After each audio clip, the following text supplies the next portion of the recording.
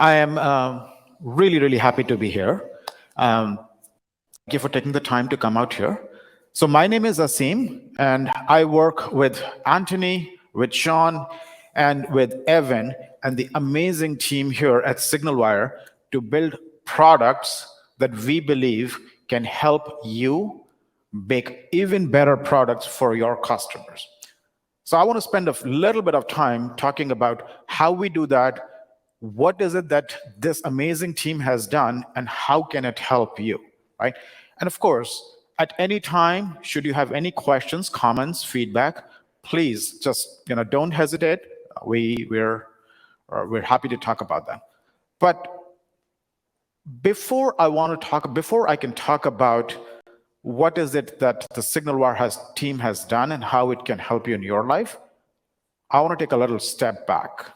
And I want to talk about how is it that most applications these days are built. Obviously, there's no common formula, but there's a set of recipes, there's a set of best practices that people follow. And if you look at what's in front of you, you can see that, and I'm sure you'd agree with this too, that if you want to build an application and you're looking for a database, right? You start with something like Amazon RDS, or a relational database, or a MongoDB. If you want to look at a document oriented database, if you want hosting, you probably want to go either DigitalOcean or Azure or AWS or GCP, things like that. If you want payment processing, you're not going to go call up your bank and start interfacing with your bank's APIs, because there's like hundreds of banks. There's Bank of America, there's Wells Fargo, there's Citibank. Forget the credit unions and the international banking and all that stuff. As a developer, that's not what you're going to do, right? So and again, you just use these APIs. If you want to send emails, most people usually would just use some kind of a transactional email service like Amazon SES to do that. So what is common about all of these things? What is common about all of these things? That these are basically APIs.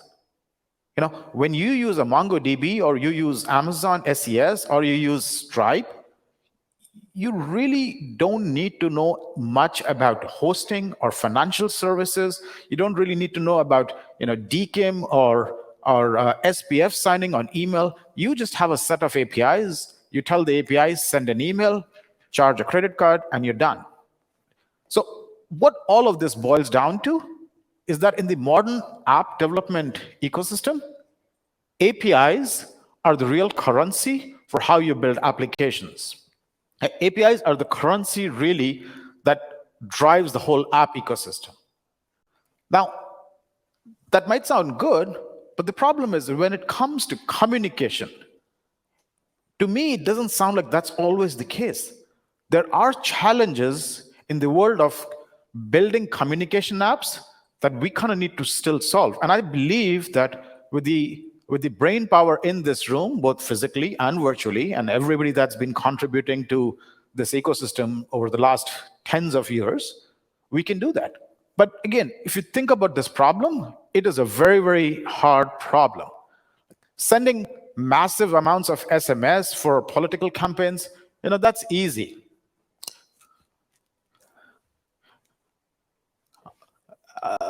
Not sure. It is in presentation mode. All right, sorry, we're having some technical difficulties, so give us a second. It is in presentation mode.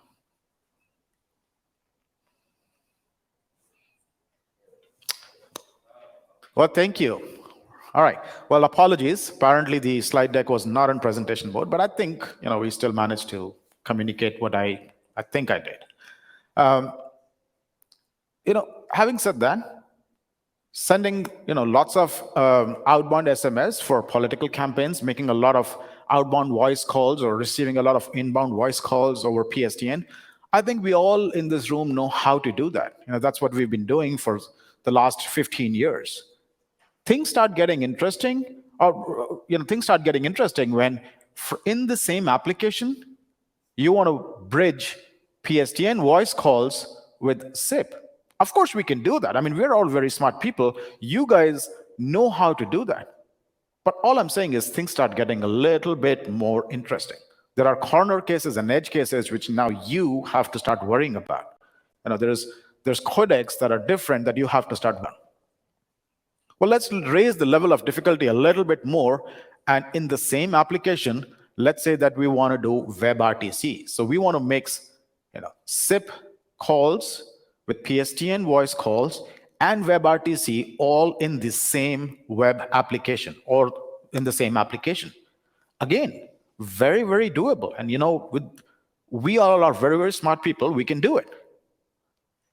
But it becomes a little bit harder.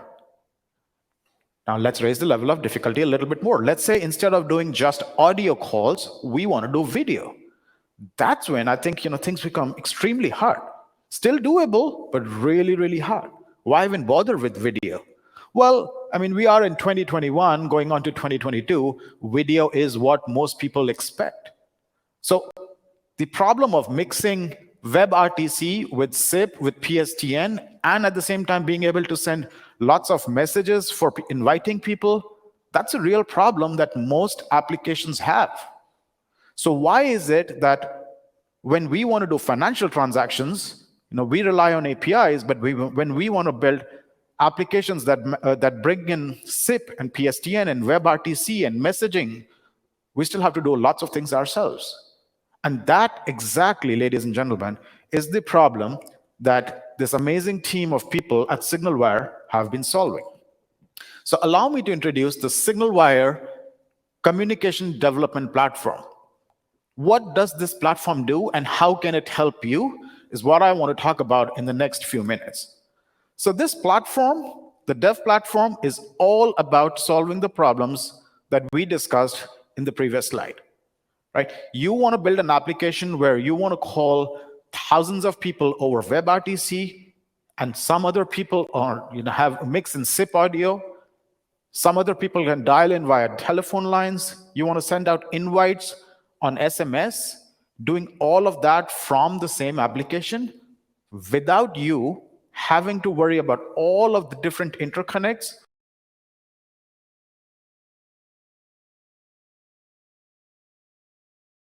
All of that, and now you've just connected a SIP call to a WebRTC to PSTN and everything else. This whole platform is powered by what we've been internally calling a unified call routing fabric.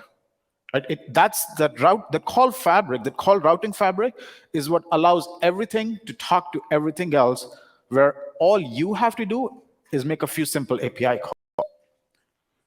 Something else that we've been working on, which you will see soon, is a rules engine, which allows you to make simple API calls to say things like, when a SIP call comes in, transfer it to this WebRTC endpoint, but only during such and such time frame. And if that person doesn't reply, take that same SIP call and transfer it to a PSTN call. And if still that doesn't work, send an SMS message to somebody else. It sounds a lot like an IVR, but if you think about what's happening here is that you're mixing different channels very, very easily by specifying just simple rules through an API, right? So that rules-based engine is also a big part of this dev platform. And finally, and then of course, no development platform would be complete without tons and tons of helper and utility functions. And of course, you would expect that here as well. So what does this allow you to do? What does this mean for you? With this setup, we believe that you can be free to focus on your application. This is my personal belief, by the way, but I think the sphere of competition these days is user experience and business logic. When you make that next killer application, you are also competing with other people that are thinking of similar problems and solving it similarly. So you're going to win your customers by making a better user experience and having better business logics. And having freed you from having to think about codecs and connecting SIP and PSTN and WebRTC and audio and video and all of that, that gives you more space, mental space, to build that next killer application. And of course, you're going to continue using things like Stripe and Amazon SES and AWS for all of the other components that you've been doing so far. Hopefully this makes sense, but I'm going to switch tracks here, and let's give this a little bit more color, right? What does all of this mean? What can you do if things were much easier, just like I described, connecting and making these communication applications? So I'm going to do a little case study here, right? So this is one of our customers. They have been building a fitness application that relies on having people do dancing in their own homes to stay fit. I mean, if you're thinking this sounds very much like Peloton, you would not be wrong. But Peloton is not what I'm talking about. This is one of our customers that's doing something very, very similar. By the way, therein lies the truth of this whole thing. An application is an application is an application. Whether we're talking about iPhone applications, Android applications, applications that live on bikes, on Peloton, applications that live on web cameras, or applications that are just web applications. What we've been talking about remains true for all of these things. So just imagine a world where you wanted to build an application with all of these different features or requirements. You want to make sure that everybody is watching the same stream, so that when the instructor is showing dance moves, you can be sure that every participant is watching that. Participant didn't switch their layout so that now they're watching other participants and not the instructor. Right? You want to share pre-recorded videos, for example, if the instructor was ever late. Right? That's another feature you want to build into your application. You want the participants to see a plethora of different classes and choose the right class for them based on a live video preview of what's happening in the class. That sounds amazing to me, doesn't it? Right? And of course, in the case that somebody is traveling and they don't have the app installed, you want people to be able to dial in via phone lines as well, so they can still listen to the dance moves as the instructor is talking about them. This is the application we want to build. We can do it, and how do we do that? So one of the neat things, and I believe this is really neat, the neat things about the SignalWire dev platform is this concept of a single stream that's rendered in the cloud, which means every endpoint, every stream that's being received and sent is the same, and it is rendered in the cloud, which means the endpoint, the device, is not spending any of its compute power or battery power to decode or encode anything else. So all happens in the cloud. This also allows us to make sure that every person is watching exactly the same stream. So when the instructor wants to switch between different camera angles or different audio devices, we know that every person is watching exactly the same thing. The same single source cloud rendered stream, if you want to, can be streamed to YouTube, Facebook, LinkedIn, anything that supports RTMP really, really easily. And of course, you can do all of this with just simple API commands, and you don't have to worry about any kind of coding, encoding, multiplexing, demultiplexing, codecs, or anything else. Let's take this a little bit further. Let's say that we want to do the concept of, hey, if the instructor doesn't show up on time, let's not have all of the participants just sit around doing nothing, but instead, let's just show them a pre-recorded video. We can do that, right? So the SignalWire development platform has a concept of a media library or a media asset library where you can upload audio or video in any standardized format. And of course, with real-time eventing, you can determine if the instructor hasn't arrived on time, and you can tell the platform, play this video. It's as simple as that. Just a few simple SDK and API calls, and you're good to go. But the key thing here is the predefined media asset library and the real-time eventing that is built into the platform. Let's do one more example. I want the users of my app to see a live preview of all of the different classes that are going on, and select the class that's best for them. And how do I do that? I want to show them a live preview of everything that's happening. Right? Again, the library provides these, the SignalWire development platform provides these primitives to say, give me a list of all of the rooms that are available. Give me a live preview in a video format of all of the rooms that are available. And you didn't have to build any of that. The SDK just has calls to say, give me a list of rooms and give me a list of live video preview of everything that's happening in the rooms. Last but not least, and this is again goes back to the heart of the call routing fabric that we talked about, which is the ability to mix different kinds of media streams, whether they're PSTN voice, SIP audio or video, WebRTC, or even messaging, by the way, for that matter, right? So maybe somebody doesn't have their phone with them, they don't have the app installed, and you want to bridge in a PSTN audio in and out.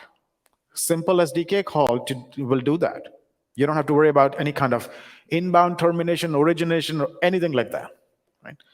So these are just some simple examples of things that are provided in the platform. And of course, we have already been working with a lot of different customers that have built some, I believe, some really innovative applications. I'm not going to go through all of these here, but the one that I do want to highlight is the one on the bottom right, I guess, right for you guys. So this is, everybody here knows about Docusign, obviously. So this is a person or a company, they're actually legal people, they're lawyers, right? And developers. They saw a problem with their customers where their customers wanted to see who on the other side was signing applications. Right? Because with Docusign, you can't see who's signing the documents on the other side. Somebody just clicked on something on their laptop and you think they signed it. But you really want to see if the person who's signing is the person who claims who they are. So they integrated e-signature with video. And again, the fact that a group of legal people, lawyers, could do that with our SDK, to me, speaks to the power and the simplicity of how easy it is to leverage this to build live communication applications, audio, video, anything. All right, final couple of thoughts. Hopefully this all made sense about what you're all able to do today with the SignalWire communication development platform. Just a few more thoughts about what's coming out in the next few months, just kind of like as a way of telling you about our roadmap and our thinking. And again, after the talk, love feedback on what you guys think about these features. But we're going to be introducing chat as a feature of the platform, right? Because we found our customers have told us that people want to be talking to each other not only via audio and video, like we discussed with SIP and WebRTC, or with phone calls, but people expect chat these days. Like pretty much every single application has a built-in chat. So why wouldn't a unified development platform, a unified communications development platform, not have chat? Well, it will. So we're working on that as well, and we expect that to be released in the same platform early Q1 next year, so in a few months. A lot of our customers are broadcasting to hundreds of thousands of people. Broadcasting audio and video is very, very different problem and a different use case from mixing interactive audio and video from a few tens or even hundreds of people. You can imagine a call like the one that's happening right now behind me, people that are joining right now. For all the people that are joining virtually, if they have their video on, we're multiplexing their video. But if we wanted to broadcast this meeting to hundreds of thousands of people, there's no need to multiplex video and audio of hundreds of thousands of people. It's a broadcast. You only want to do the video audio multiplexing for 10, 20 people, maybe 5 people. So broadcasting is a very different use case, very popular use case, and a very different set of challenges emerge technically. So again, the platform will support broadcasting to hundreds of thousands of people. We've started the work on this. We expect this to be available early Q1, maybe late Q1 or early Q2. This is the one that I think is the most exciting, because the one thing that we did not talk about in this talk was the fact that, even when we look at this diagram, we're still talking about mixing different kinds of streams. We're talking about connecting an inbound SIP connection to an outbound WebRTC. Those are just streams, but that's not the real problem, is it? The real problem is we're trying to connect different people. And a person might have multiple devices. They might be logged in from their computer. They might be on their phone. They might be on an app on the phone. So how do we know which streams, which endpoints belong to what people? And that's what the whole concept of subscriber management will solve for us. Subscriber management is the concept where you will be able to identify to the platform which streams and endpoints belong to which person, which human being. And depending on their availability on different streams, we can now, that rules-based engine can just connect them regardless of whether that person has their phone available for PSTN calls, whether they're on an app, or whether they're from browser, so you do WebRTC. That's no longer a problem that you will have to think about. You can offload or outsource that problem to the platform. The subscriber management is the one that I think is going to really change the game, and we expect that to be available in Q1 and Q2. So having said all of that, hopefully this made sense. We talked about what are the challenges in developing communication apps today. How can SignalWire help with what we have today? And hopefully you see that there are some really cool things that you can do with just a few simple API calls or SDK calls. There's a little bit of preview of what we're working on in the next 6 months, right? So I would love for to get more feedback on this one-on-one. But really, I think the proof of the pudding is if you guys wanted to try out all of the things that I said, do not take my word for any of this. Try this out for yourself. And for some of you guys that were here yesterday, you might have worked with us to build a little mini video conferencing application. So there's tons of documentation available for all of what I've said, right? It's all on our developer portal, developer.signalwire.com. We have live walkthrough examples of how to build things like a Zoom clone, if you are so inclined to do so, a Clubhouse clone, many, many other things. And each one of these examples is exhaustively documented as well as live code. So we'd love for you guys to try out all of these things that we talked about and tell us what other things we could do to make your lives as developers of communication products easier. So that's all I had for you guys, ladies and gentlemen. Once again, thank you so much for coming out here and listening to us. Thanks a lot.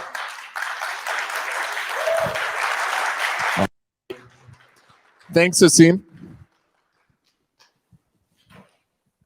So it's actually really, really interesting because that's something that SignalWire has worked really hard to do, is to mux everything, all these different types of communication together. And I find it really interesting too, because correct me if I'm wrong, I think the video API is pretty much one of the only completely programmable video products that is cloud rendered by an MCU for video. I think there's nobody else that does that. So SignalWire is unique in that capability, and that allows you, as users of SignalWire video API, to build applications.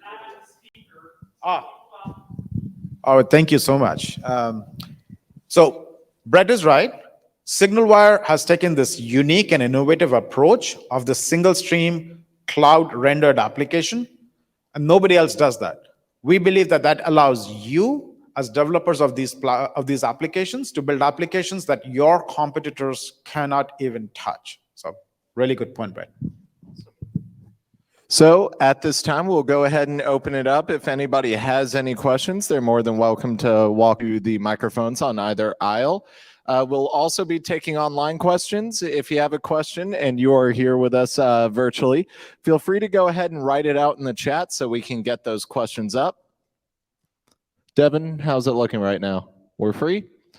All right, going once, going twice. Looks like we have a question.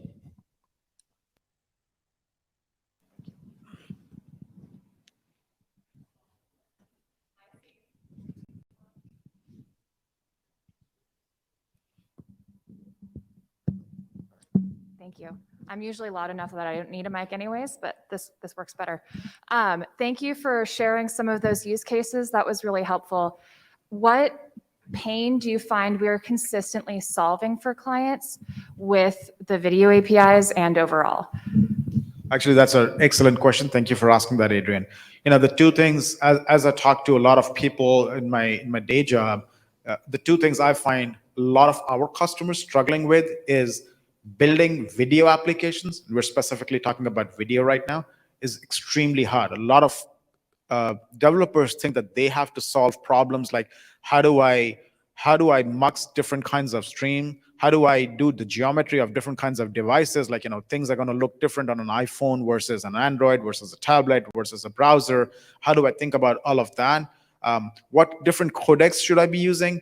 And how do I solve for problems like let's not have the device consume a lot of battery and compute resources, right?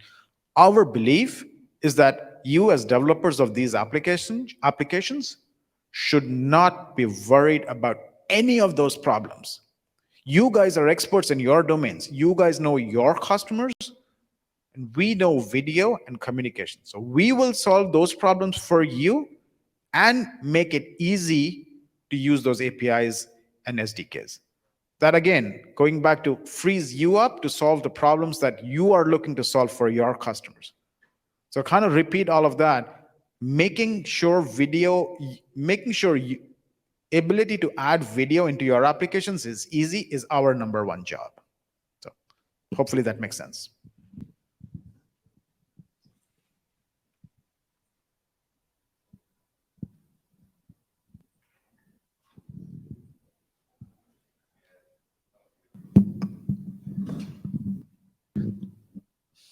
Apparently this was set for a short person.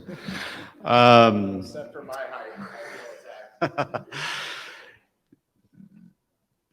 I may get hated or flamed for this question, but how do you view the SignalWire video API as, or how do you separate that in the market from a conglomerate or a massive competitor of yours in that space, AWS Media Services? Actually, I think that's a very valid question. I applaud you for asking that. No hate at all from my side. In fact, it is my job to make sure we are thinking about those problems as well. I want to answer that as succinctly as I can because I can talk about that particular question for a really long time, but trust me, I won't. What separates SignalWire video, and again, let's just talk about video for a few minutes, from AWS and other people, there's like 20 other companies that are trying to do video, are two things, right? Firstly, all of these other companies do the multiplexing, demultiplexing, and the whole mixing of all of the video at the endpoint. What does that even mean? That means that there are two problems with that approach. The user's device, imagine if I'm watching that video that your app just produced, I'm watching that video on my iPhone or my Android, I'm consuming my battery, my compute resources to be multiplexing and demultiplexing all of that video from 10 different people that are on the call. Okay, that's one problem. The second problem is things like, I want to make sure that every person on the call sees the exact same, has the exact same experience, is impossible with all of these other people, other competitors, because they don't have a single source of truth. Because the multiplexing, demultiplexing is done on the device, it's the device that's deciding, it's the end user, the participant, the person that's viewing that decides what layout is going to be shown to them. And by the way, let's use some names here. If you use the Zoom application, by the way, no hate to Zoom. Zoom's it's great for what it does. But the point is, every single participant can change their own experience. Somebody can be looking at a grid layout. Some other person could be looking at, I don't even want to see video. Yet a third person could just pin one other person as the only video they're seeing. What that means is that you as the app developer cannot control and provide a unified experience to all your end users. Right? So those are the two different things that I would say. We also think that our developer experience is much easier than anything else that you see out there. But again, don't take my word for it. I would urge you to use all the resources that we shared.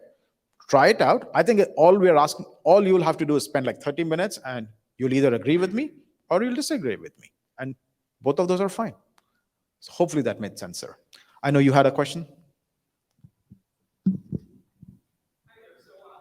Nope, wait a minute. How about that? You're good. Okay, good. I have a question about something that is, I think, near to dear to everybody's heart. I refer, of course, to money, right? Everybody agree? And in particular, I currently am babysitting two different telecom systems. One telecom system is something that we pay an annual license for, and we pay for SIP. Another system, actually from the same company, is a hosted system, and I pay a per minute charge. Please tell me, how does your company make money?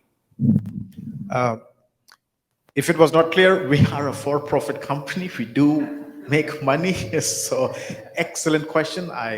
Again, thank you for asking that question. All our APIs, whether you're talking about sending SMSs, making voice calls, video calls, SIP, WebRTC, doesn't matter, or chat in that for that matter when it comes out. They're all pay as you go, which means you can start out with just a few, like tens of dollars, and as your usage goes, your bill goes up. We feel that that's a really fair way of doing things, because as your user population of your application goes up, your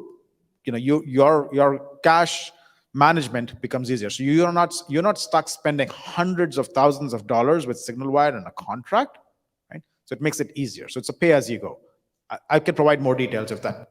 Very good. So what I'm hearing you, if I'm hearing you correctly, that you babysit the servers, and my job is to write the code and send you money. It's a fine business model, don't get me wrong. People do that for me all the time. How should I phrase this? Some systems allow me to download containers to my local servers. I get better speed. I get something a little bit better Nexus. Do you have anything like that in mind? And that will be my final question. In other words, Google, if I want to do speech recognition, I can download a container, connect to it through MRCP, get fast local speech recognition. I'm sort of curious whether or not you have anything like that in the works. That's definitely, by the way, again, just to repeat that question, building up from the previous one, our primary business model, by the way, is pay as you go. We are a cloud provider for all of these things. Yes, we do babysit all of those servers. We also solve by the way, that's not me personally. There's an amazing, talented group of people that do that. So let me not take their credit. But we do solve the problem of scaling this infrastructure out to hundreds of thousands or even millions of calls per second, right? I hope you would agree that's an incredibly hard problem to solve, right? Having said that, and we do have infrastructure around the world. We can talk about that as well offline. So we have infrastructure around the world. Having said that, we're always open to the possibility where if you wanted to host something on your application, on your infrastructure, maybe because it made better business sense, maybe it improved latency, things like that. That's always a conversation that we're willing to have. It's not a cookie cutter part of our business, but definitely an open conversation. Thank you very much. Thank you for asking the question. Once again, thank you for coming out. It was a pleasure.